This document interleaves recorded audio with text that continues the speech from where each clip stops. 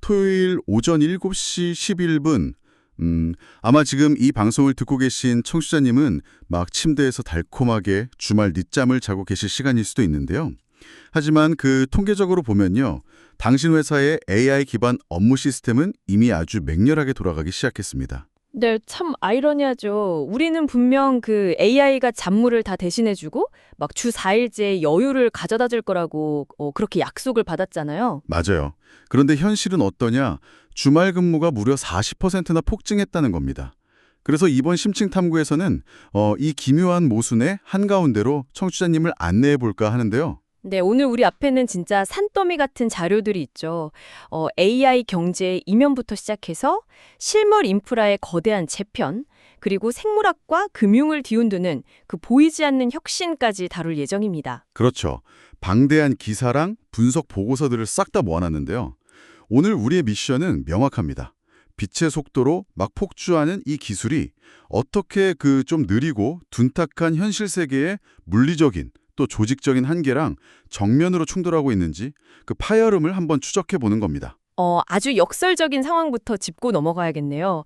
기술의 잠재력, 그리고 현장의 구현, 이 둘 사이에서 발생하는 괴리가 지금 전 세계 산업 전반에서 거의 극에 달해 있거든요. 네, 엄청 심각하죠. 그러니까 소프트웨어 모델의 매개 변수는 막 기하급수적으로 늘어나는데 정작 그 혁신을 담아내야 할 사회의 그릇은 여전히 20세기 산업화 시대 구조에 딱 머물러 있단 말이죠.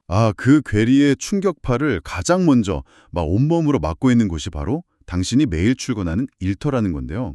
앞서 말씀드린 토요일 오전 7시 11분이라는 충격적인 수치, 이게 그냥 느낌이 아니라 실제 데이터잖아요. 네, 맞습니다. 정확한 통계죠. 그 테크레이더가 보도한 액티브 트랙의 그 2026년 직장 분석 데이터를 보면 진짜 숨이 막힙니다. 1000개 이상의 조직에서 무려 4억 4,300만 시간의 디지털 활동을 뜯어봤거든요. 와, 4억 시간이 넘네요. 엄청난 규모의 데이터네요. 네. 근데 직원의 80%가 AI 도구를 쓰고 있는데도 정작 집중 시간은 최근 3년 내 최저치로 완전 곤두박질을 쳤어요. 게다가 이메일 사용량은 104%, 그 메신저 채팅은 145%나 급증했습니다. 도구 성능이 좋아졌는데 왜 사람들이 더 바빠졌나? 이걸 보려면 맥킨지의 최근 AI 조직 도입 연구에서 답을 찾아야 합니다. 맥킨지는 이 현상을 실행 격차라고 진단했거든요. 실행 격차요? 그게 정확히 어떤 의미죠? 그러니까 기업의 62%가 AI를 파일럿으로 돌리고는 있는데 정작 이게 기업의 세전 영업이익, 즉 EBIT에는 거의 유의미한 변화를 주지 못하고 있다는 뜻이에요. 잠깐만요. 세전 영업이익에 영향이 없다는 건 기업이 AI에 돈을 막 쏟아붓고 있는데 정작 순수하게 영업으로 벌어들이는 이익은 늘어나지도 않았고 비용이 획기적으로 줄어들지도 않았다는 뜻인가요? 네, 정확히 그 지점입니다. 경영진의 32%는 막 AI 도입하면 직원이 줄어서 인건비 아끼겠지 이렇게 기대했거든요. 보통 다들 그렇게 생각하잖아요. 그렇죠. 근데 현실은 현장 관리자의 13%가 오히려 직원이 더 필요해질 거라고 답했어요. 생각해보세요. AI가 초안에 1초 만에 뚝딱 써주면 뭐합니까? 그걸 검토하고 막 사실관계 확인하고 보안 규정 맞추고 다시 결제 올리는 그 인간의 승인 프로세스는 전혀 안 변했거든요. 그러니까 기존의 워크플로우를 근본적으로 다시 짜지 않고 그냥 AI라는 강력한 엔진만 달아놓은 거네요. 맞아요. 그러니까 기계가 쏟아내는 그 엄청난 양의 결과물을 처리하느라 직원들의 이메일이랑 메신저 창만 막 폭발하게 되는 겁니다. 와, 이건 제가 예전에 썼던 비유랑 딱 맞아떨어지네요. 이게 마치 방지턱이 막 널려있는 어린이 보호구역에서 몰겠다고 최고급 페라리를 산 격이에요. 페라리 비유 좋네요. 확 와닿습니다. 그렇죠. 엔진은 막 굉음을 내면서 터질 듯이 돌아가는데 도로는 여전히 시속 30km 제한인 좁은 골목길인 거죠. 그러니까 속도는 안 나지, 소음은 심하지, 운전자는 피곤해서 미칠 지경인 거고요. 네, 진짜 훌륭한 비유입니다. 그 조직이라는 좁은 도로를 안 넓히면 페라리는 그냥 기름 먹는 하마일 뿐이죠. 그런데 더 기이한 현상이 따로 있습니다. 현실 일터에서는 이렇게 AI가 막 삐걱거리면서 피로감만 주는데 정작 자본시장에서는 이 페라리 엔진을 만드는 곳으로 돈이 미친 듯이 빨려들어오고 있단 말이죠. 맞아요. 소프트웨어 생태계 내부를 들여다보면 완전히 아수라장이잖아요. 서브스택 분석 보니까 그 제품 디자인 업계 완전 절대 권력이었던 피그마조차 지금 발등에 불이 떨어졌더라고요. 네, 피그마 상황이 지금 아주 흥미롭죠. 그 피그마가 최근에 자사 모델 컨텍스트 프로토콜, 그러니까 MCP를 업데이트해서 외부 AI 에이전트한테 쓰기 권한을 부여했다는 내용이 나오는데 솔직히 여기서 좀 헷갈립니다. 당신도 궁금하실 텐데 그 MCP가 대체 뭐고 디자인 툴이 왜 갑자기 인공지능한테 쓰기 권한을 준다는 게 그리 큰 위기인 건가요? 이게 기술 주도권이 넘어가는 아주 결정적 장면인데요. MCP는 쉽게 말해서 서로 다른 AI 모델이랑 소프트웨어들이 데이터를 주고받는 약간 표준화된 다리 같은 거예요. 과거에는 디자이너가 피그마라는 도화지를 딱 켜서 직접 그림을 그렸잖아요. 네, 직접 마우스로 작업했죠. 근데 이제는 클라우드 코드 같은 외부 AI 에이전트가 그 도화지에 직접 접근하는 거예요. 디자이너를 안 거치고 그냥 코드로 디자인을 생성하고 수정할 수 있는 권한, 즉 쓰기 권한을 얻어버린 겁니다. 와, 세상에. 그럼 피그마 입장에서는 작업의 첫 시작점을 완전 외부 AI한테 베낀 셈이네요. 맞습니다. 자신들은 그냥 AI가 데이터를 저장하는 깡통 저장소로 전략할 수 있다는 공포감이 이번 업데이트에 싹 반영이 된 거죠. 진짜 굳건했던 제국이 막 보이지 않는 에이전트들한테 해체당하고 있는 거군요. 그런데 이런 치열한 생존 게임 한편에서는 도무지 시장 논리로는 이해가 안 가는 숫자들이 막 튀어나옵니다. 규지모드 보도를 보면요. 아, XAI 이야기 하시려는 거군요. 네, 일론 머스크의 XAI가 무려 역대 최대 규모인 1조 7,500억 달러의 기업 가치를 목표로 IPO로 준비하고 있어요. 뭐 이 회사는 기존 AI들의 그 정치적 올바름, 이른바 오크니스에 대항하는 대안적 성격을 띠고 출발했다는 배경이 보고서에 건조하게 나와 있긴 한데요. 네, 그런 이념적 배경 표방하며 설립됐죠. 근데 이념 이런 건 차치하고서라도 창업 멤버 11명이 전부 회사를 떠났단 말이에요. 심지어 일론 머스크 본인조차 그들이 코딩 능력이 부족해서 나갔다 이렇게 말할 정도로 제품 완성도에 논란이 많고요. 네, 내부적으로 좀 흔들림이 컸죠. 잠깐, 그러니까 창업자들도 다 도망가고 결과물도 불합실한 회사에 1조 7천억 달러 단위의 밸류에이션이라뇨. 벤처 캐피탈들이 바보도 아니고 도대체 이 엄청난 돈은 어디서 쏟아지는 겁니까? 삼각국 컴플렉스의 분석이 딱 그 답을 주는데요. 지금 시장이 막 유가 변동이나 지정학적 분쟁의 시선을 다 뺏긴 사이 수면 아래에서는 민간 신용 시장이 정말 무서운 속도로 팽창하고 있습니다. 이게 AI 스타트업들의 생명줄 역할을 하고 있거든요. 민간 신용이요? 네, 놀랍게도 이 정보기술 분야가 전체 민간 신용 활동의 41%를 싹쓸이하고 있어요.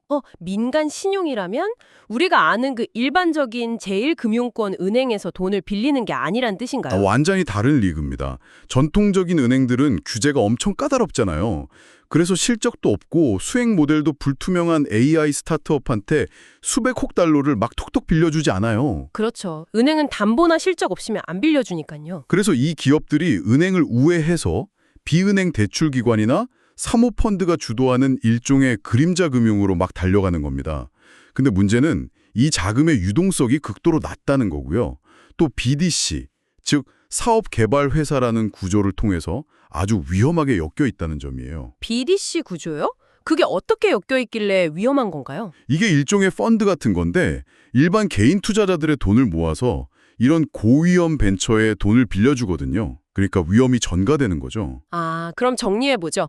은행이라는 막 깐깐한 부모님이 대출을 안 해주니까 스타트업들은 이자율이 훨씬 높고 위험한 사채 시장, 즉 그림자 금융으로 달려가는 거네요? 정확합니다. 그런데 그 그림자 금융의 자금줄 끝을 쭉 따라가 보면 BDC를 통해서 당신과 나 같은 일반 개인 투자자들의 돈이 물려 있다는 거고요. 와, 이건 마치 신용카드 돌려막기로 100층짜리 마철로를 짓고 있는 것 아닙니까? 소름 돋게 정확한 요약입니다. 신용카드 돌려막기. 만약에 XAI 같은 회사들이 기대만큼 돈을 못 벌어서 원금을 못 갚으면 이건 실리콘밸리의 문제가 아니라 우리 경제 전반의 시스템 리스크로 번질 수 있다는 거잖아요. 네, 다들 AI 혁신이라는 환상에 푹 취해서 그 리스크의 연쇄고리를 애써 무시하고 있는 거죠. 하지만 이 가상의 소프트웨어 그리고 빚으로 쌓아 올린 마천루가 결국 절대 회피할 수 없는 아주 거대하고 단단한 장벽이랑 정면으로 충돌하고 있습니다. 바로 물리적 현실이에요. 맞아요. AI가 아무리 그 클라우드 위에서 똑똑하게 막 돌아간다 한들 결국 그걸 굴리려면 어마어마한 전기를 퍼먹는 거대한 데이터 센터가 땅 위에 지어져야 하잖아요. 그렇죠. 전기가 없으면 소프트웨어도 없으니까요. 시킹알파 분석을 보니까 이 물리적 한계가 시장에서 어떻게 반영되는지 여실히 드러나더라고요. 엔터지라는 전력회사가 최근에 메타랑 엄청난 대규모 전력 공급 계약을 맺었어요. 빅테크들이 전기를 얼마나 빨아들이고 있는지 보여주는 완벽한 증거죠. 네, 메타 전력 수요 장난 아니죠. 근데 이상하게도 주가는 오히려 하향 조정을 받았단 말이에요. 그리고 패브리넷 같은 데이터 센터용 광학 부품에서도 실적이 엄청 좋은데 주가가 너무 과도하게 고평가됐다는 경고등이 딱 켜졌고요. 그게 왜 그러냐면요. 투자자들이 그 실질적인 수익 증가분보다도 그냥 AI 인프라라는 그 테마 자체에 광적으로 베팅하면서 주가를 막 선반영해버렸기 때문이에요. 아, 기대감으로 너무 끌어올렸다. 그렇죠. 하지만 이 시장의 과열보다 훨씬 더 심각한 건 이 데이터의 식욕이 현실의 지형을 아주 물리적으로 뜯어 고치고 있다는 사실입니다. 그리스트 보도에서 다룬 그 캘리포니아 웨스트랜드 농업지구 사례를 한번 보시죠. 아, 저도 그 기사 봤어요. 모의 태양광 배터리 단지로 덮어버리기로 했거든요. 와, 13만 6천 에이커요? 그거 거의 서울 면적에 버금가는 땅인데?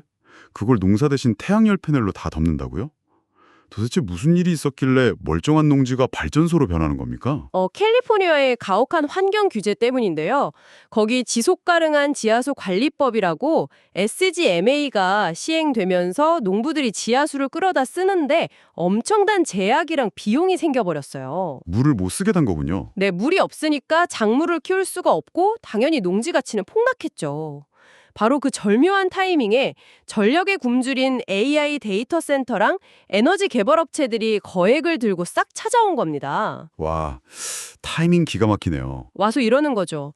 물 짜내서 아몬드 키우지 말고 태양광 수확해서 전기를 팔아라.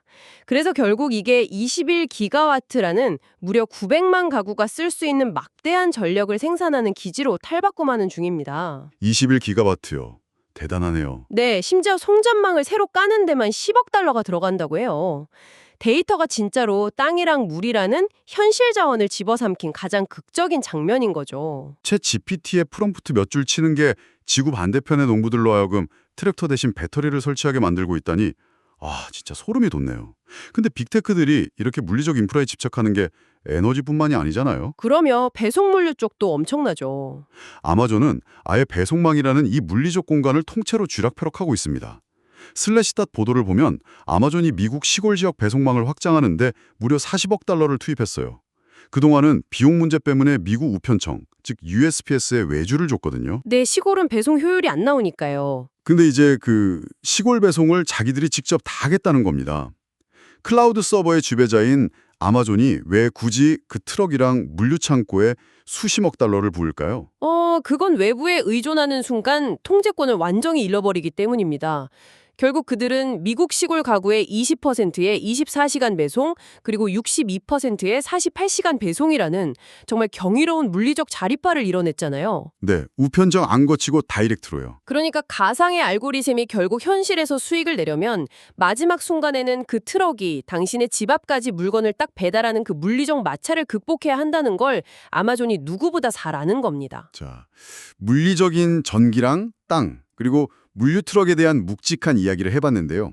그런데 청취자님이 전혀 상상하지 못한 곳, 우리 눈에 보이지 않는 아주 미시적인 인프라에서도 진짜 소름 돋는 변화가 일어나고 있습니다. 생보랑 얘기군요. 네, 테크레이더의 리빙 모델 기사에서 제가 이 문장을 보고 진짜 한참을 멍하니 있었어요. 지구상의 모든 생명체는 동일한 프로그래밍 언어로 작동한다. 와, 이거 너무 놀랍지 않나요? 아주 철학적이면서도 굉장히 과학적인 선언이죠. 지금까지 우리가 논의한 AI가 텍스트나 코드를 다루는 소프트웨어였다면 이제 그 타겟이 생물학적 인프라, 그러니까 DNA로 아예 넘어간 겁니다. DNA로 넘어갔다고요? 네, 리빙 모델의 보타닉이라는 AI 모델이 있는데요. 이게 무려 1600개 이상의 식물 게놈을 통째로 학습했습니다. 여기서 진짜 중요한 건 이 모델이 챗GPT 같은 대형 언어 모델이랑 동일한 트랜스포머 아키텍처를 그대로 쓴다는 점이에요. 잠깐만요. 언어를 번역하고 문장을 만들어내는 AI가 어떻게 식물의 유전자를 분석하죠?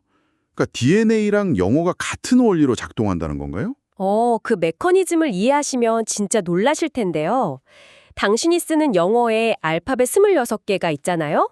근데 DNA는 A, C, G, T라는 4개의 염기, 그러니까 4개의 알파벳으로 이루어져 있습니다. 네, 학교 생물 시간에 배운 기억이 나네요. 그렇죠. 그리고 단어가 모여서 문장이 되고 문법을 형성하듯이 DNA도 이 염기들이 특정한 순서로 배열되면서 유전자라는 문법을 만듭니다.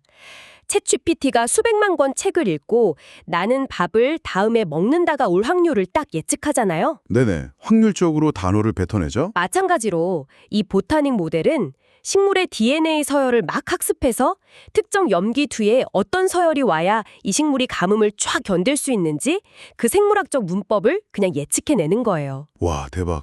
그러니까 과거에는 막 수십 년에 걸쳐서 씨앗을 계속 교배하면서 통계적 확률에 의존했다면 맞아요. 엄청 오래 걸렸죠. 이제는 코드를 막 디버깅하듯이 DNA 서열을 예측해서 기후변화에 적응하는 슈퍼 작물을 뚝딱 설계해내는 거네요. 바로 그겁니다. 자연의 언어마저 AI의 코딩 대상이 딱 되어버린 거죠. 그런데 이런 보이지 않는 혁신은 생물학뿐만이 아니잖아요. 당장 당신의 지갑 속 매일 쓰는 금융결제망에서도 완전 폭발적으로 일어나고 있습니다. 코인데스크 보도를 보면요. 동남아시아에서 스테이블 코인, 즉 달러 같은 법정화폐의 가치가 고정된 암호화폐 결제가 미친 듯이 늘어나고 있대요. 네, 특히 싱가포르 쪽이 엄청나죠. 네, 싱가포르 스트레이치X 데이터를 보면 카드 거래량이 전년 대비 무려 40배나 폭증했어요. 근데 여기서 제일 놀라운 건 정작 결제하는 사람들은 자기가 암호화폐를 쓰고 있다는 사실조차 전혀 모른다는 겁니다. 이게 어떻게 가능한 건가요? 그게 철저하게 백엔드, 즉 시스템 뒷단에 딱 숨어있기 때문입니다. 사실 기술이 대중화되기 위한 그 궁극의 단계는 보이지 않게 되는 거거든요. 보이지 않게 된다. 네, 과거 암호화폐 프로젝트들 생각해 보세요. 사람들한테 맨날 새로운 지갑 앱 깔아라, 그 복잡한 주소 외워라 막 강요하다가 다 실패했잖아요. 근데 지금은 비자 카드나 기존 결제 시스템 뒷면으로 싹 숨어버렸어요. 비자가 벌써 90% 점유율을 차지하고 있죠. 그러니까 사용자가 카페에서 커피 마시고 그냥 평소처럼 신용카드나 QR코드로 띡 결제하는 순간에 그렇죠. 시스템 뒤편, 블록체인에서 암호화폐가 막 빛의 속도로 이동하면서 국경을 넘나드는 정산을 알아서 끝내버리는 겁니다. 태국이랑 싱가포르를 잇는 프로젝트 블룸도 딱 같은 원리고요. 인디언 익스프레스에 나온 그 인도 중앙은행이 검토 중이라는 전자수표도 완전 비슷한 맥락이네요. 네, 이 수표 맞습니다. 겉보기엔 그 할아버지 세대부터 쓰던 종이수표 개념을 그냥 그대로 유지해서 사람들 심리적 거부감을 싹 없애고 실제로는 밑바탕에 최첨단 디지털 결제망을 깔아버리는 거잖아요. 진짜 무서운 전략이네요. 당신은 아무것도 바꿀 필요가 없다. 우리가 밑바닥 엔진만 실적 교체해놓겠다 이거잖아요. 네, 바로 그겁니다. 사용자 경험의 유지라는 그 완벽한 위장술을 통해서 혁신이 가장 깊숙한 곳까지 조용히 침투하고 있는 거죠. 태양광 발전소까지 모든 게 뒤집히는 상황 속에서 자본주의의 심판관인 주식시장은 과연 이 현상들을 어떻게 평가하고 있을까요? 시장 반응 정말 냉혹하죠. 네, 재미있게도 앞서 말한 사모펀드의 그 묻지마 투자랑은 다르게 상장된 주식시장의 잣대는 거의 한파가 몰아치듯 냉정해졌습니다. 야후 기사를 보면 아마존의 자율주행 택시 자회사인 죽스는 진짜 훌륭한 기술력을 보여주면서 샌프란시스코를 누비고 있거든요. 네, 기술은 참 좋죠. 근데 평가는 완전 싸늘해요. 이유는 단 하나, 이걸로 대체 어떻게 돈을 벌 건데? 라는 수익 모델을 아직 입증하지 못했기 때문입니다. 이게 시장 패러다임이 완전히 바뀌었다는 확실한 증거입니다. 제로금리 시대에는 그냥 미래의 원대한 비전이나 사용자 수만으로도 천문학적인 자금이 막 몰렸잖아요. 그때는 꿈만 먹고도 주가가 올랐죠. 네, 하지만 지금 시장은 아주 냉혹하게 현금 흐름을 묻습니다. 시킹 알파 분석을 보면 이 대비가 진짜 명확해요. 유니티 같은 회사는 비용 구조 싹 뜯어 고치고 1분기 실적 개선을 딱 증명하자마자 강력 매수로 등급이 상향됐거든요. 확실히 숫자로 보여주니까 평가가 바뀌네요. 이베이 역시 마찬가지입니다. 무슨 혁신적인 신기술을 발표한 게 아니에요. 그냥 기존 이커머스 마켓플레이스 효율을 확 높여서 잉여 현금을 딱 창출해내니까 주가가 완전 스펙타큘러하게 재평가를 받았잖아요. 금광산 기업인 유먼트가 막 금 가격 조정되면서 그 현실적인 지표 덕에 매도 등급에서 상향된 것도 다 같은 맥락이군요. 그리고 아심코 분석에서 언급된 애플의 행보도 절대 빼놓을 수 없겠네요. 애플 지도 광고 도입권이요. 네, 그토록 막 사용자 프라이버시를 부르짖던 애플이 당장 이번 여름부터 미국이랑 캐나다에서 애플 지도에 광고를 도입한다고 해요. 물론 프라이버시는 유지한다지만 비즈니스 툴을 싹 통합해서 중소기업들을 자사 플랫폼 안에 꽁꽁 묶어두고 노골적으로 수익을 창출하겠다는 거잖아요. 그 콧대 높은 애플조차 진짜 돈이 되는 비즈니스에 완전 혈안이 되어 있습니다. 오, 결국 몽상의 시대가 끝났다는 아주 분명한 선언입니다. AI 툴로 메신저만 막 바빠지던 자율주행 택시가 거리를 달리든 기업은 결국 당장의 비용을 팍 줄이거나 즉각적인 수익을 창출해야만 시장에서 살아남을 수 있어요. 환상에 붕 떠있던 거시경제가 이제 다시 중력의 법칙을 딱 깨닫고 현실의 바닥으로 내려오고 있는 셈입니다. 자, 오늘 우리는 정말 방대한 세계를 가로질렀습니다. 완벽할 줄 알았던 AI가 왜 우리의 주말 오전 7시 11분을 빼앗고 메신저 지옥을 만들었는지 그 워크플로의 모순에서 출발을 했죠. 네, 거기서 시작해서 민간 신용까지 갔죠. 맞아요. 은행 규제를 피해서 벤처로 흘러가는 그림자 금융에 그 아슬아슬의 신용카드 돌려막기, 또 그 가상의 데이터를 지탱하려고 농지를 태양광 패널로 덮어버리는 캘리포니아의 물리적 현실도 목격했고요.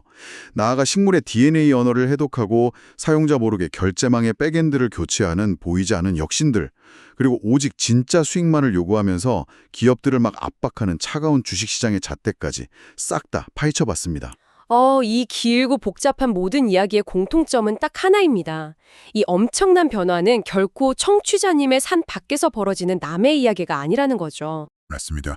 이번 주말 당신을 괴롭힐 그 업무 이메일 알림, 그리고 다음 달 청구될 전기요금의 변화, 또 당신이 카페에서 무심코 긁은 신용카드의 뒷면에서 이 거대한 시스템들이 지금 이 순간에도 아주 격렬하게 충돌하며 돌아가고 있거든요. 그래서 이 탐구를 마무리하면서 당신에게 아주 도발적인 질문을 하나 던져두고 싶습니다. 지난 수십 년간 기술은요, 항상 우리를 물리적 노동과 자원의 한계에서 해방시켜줄 구원자라고 스스로를 포장해 왔습니다. 하지만 오늘 살펴본 현실은 어떤가요?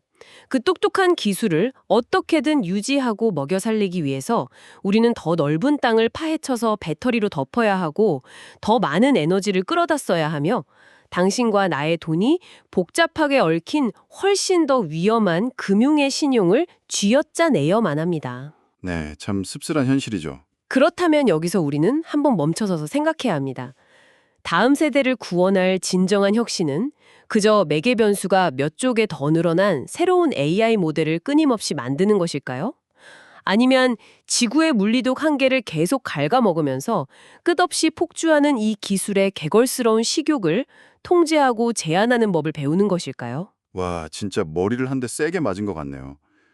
브레이크 없이 스쿨존을 질주하는 페라리한테 지금 당장 필요한 건 더 강력한 V12 인준이 아니라 멈출 줄 아는 제동장치와 완전히 새로운 도로망일지도 모르겠습니다. 내일 아침 출근길에 혹은 컴퓨터를 딱 켜는 순간 당신의 일상을 둘러싸고 있는 이 거대한 기술의 마찰음이 과연 어떻게 들리는지 유심히 관찰해 보시길 바라며 이 화두를 바탕으로 계속해서 스스로 질문하고 탐구해 보시길 바라며 이번 심층 탐구는 여기서 마치겠습니다.